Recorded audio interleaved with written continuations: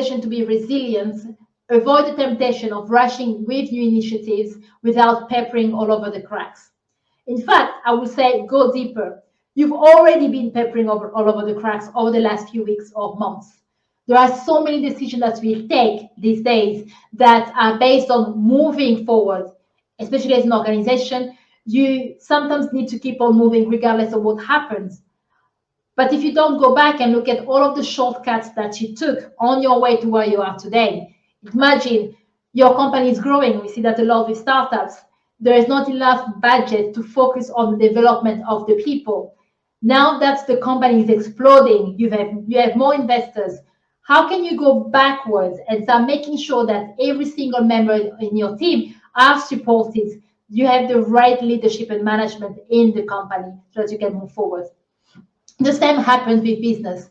How do you make sure that your company has the people with the right mindsets, and how you can help them have the right mindsets to move towards resiliency?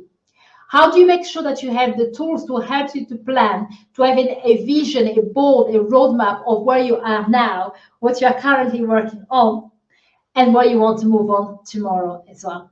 So this is really important to kind of think a little bit about the short-term goals and the long-term goals, to mix them together, but by first assessing your organization as a whole before you move forward.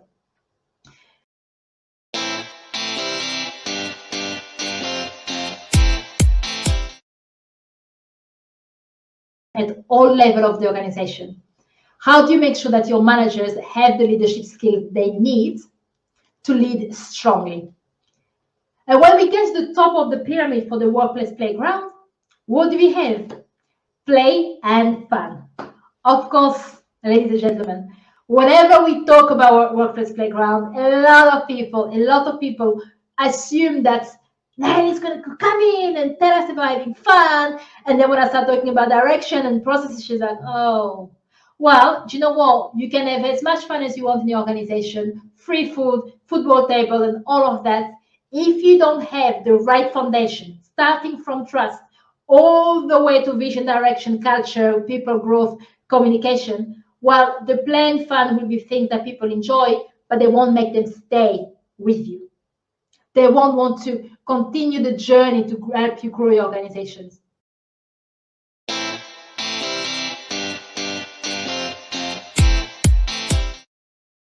For performance reviews do affect how people are feeling at the moment. And the second key important things to think about when we are helping our teams, especially in December, is that the work and the motivation level that people feel in December is a compounded effect of how you've been helping and supporting them through the year. We will dive into that in more details, especially in the second question. So to help your team be motivated and achieve their goals, 3 key things to remember. First one, have a clear vision and direction. Do your people know what is expected of them? Is it easy for them to understand the priorities of their work, to see what other people are doing, to see how close they are to the finishing line? If as a leader or a manager, you're thinking, wow, I don't even know that myself, then you have your answer. What can you do to help share the messaging and the story and the vision? Remember, start with why. When people have a clear vision and direction, they know why it's important for them to reach the goal. They know why what they're doing will affect the organization, and they know why they're valued members of the team. They are more motivated. Tip number 2, think a bit about reassessing the workload of your team member to make sure that their commitments are in line with the holidays they are going to take. What I've seen a lot is that getting to December is a rush, right? We are always busy. There's always something to do. It's very hard to work in an organization when you're thinking, well, we didn't really have anything to do as a leader.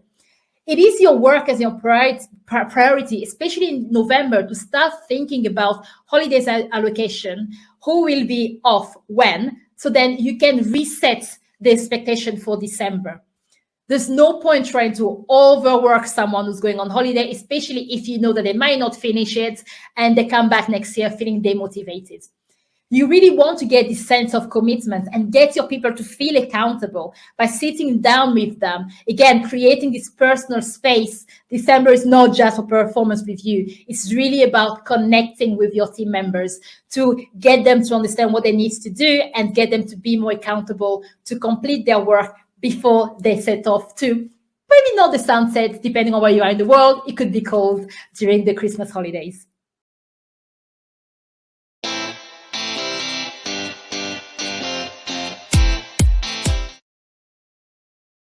Let's not forget that other people do not like Christmas parties.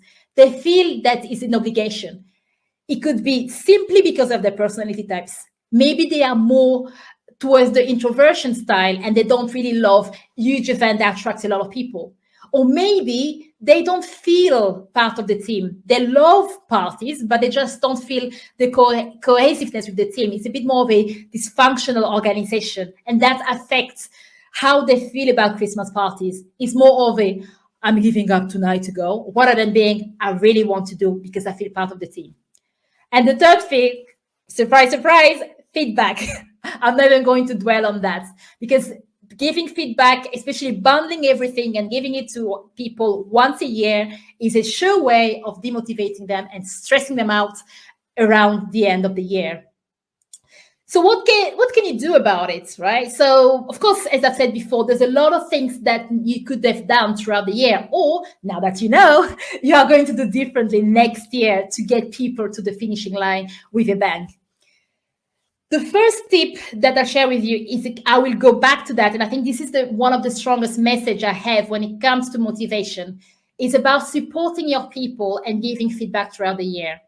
If you are a leader, especially an aspiring manager, is your first gig or something like that, and you don't feel comfortable about handling difficult conversations and feedback, then please do speak to your managers and ask for training. I do a lot of leadership training and coaching either on an individual perspective or as a team, and I do have online courses that can help you.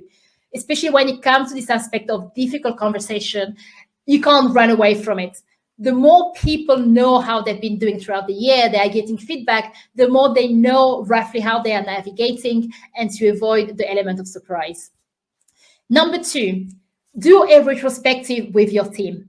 By that, I mean, spend the time with your team to look at everything that's been going on and how you are planning or setting it up differently next year.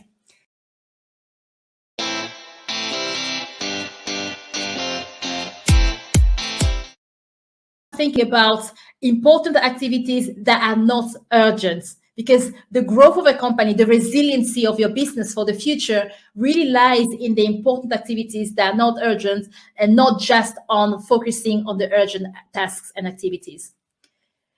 But how do you identify that? How do you start thinking a bit more well-rounded and not just and kind of switch your focus away from what is urgent?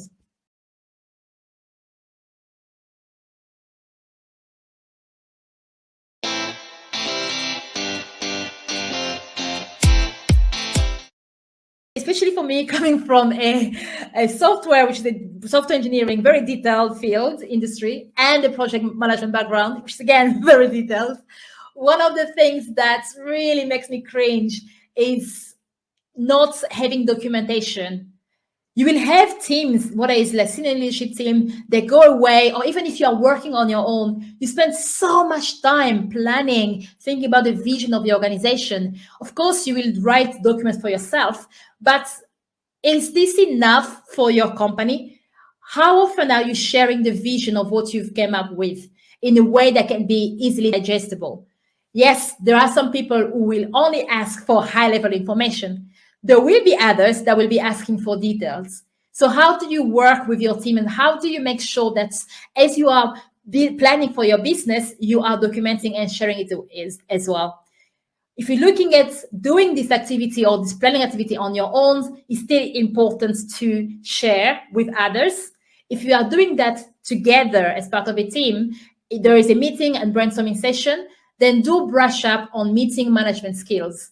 One thing that tends to happen a lot during meetings is that a lot of people will talk about risks and issues and potential things that could happen. They will come up with contingency plans and all of that stuff. Great. But if nothing is documented, the session might as well not have happened. You might reach a decision, and sometime down the line, someone comes back and says, why are we doing this? And because nothing is documented, you don't even know what led you to doing this in this way in the first place.